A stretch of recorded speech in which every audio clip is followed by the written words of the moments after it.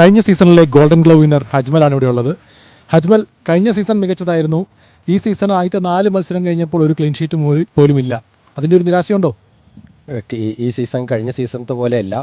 എല്ലാ ടീമുകളും നല്ല ടഫ് ടീമുകളാണ്. പിന്നെ മാച്ച് നല്ല വ്യത്യാസമുണ്ട്. ഓരോ ടീമിനും അവരുടേതായിട്ടുള്ള സീക്രട്ട് ഫോർമേഷനും കാര്യങ്ങളെല്ലാം ഉണ്ട്.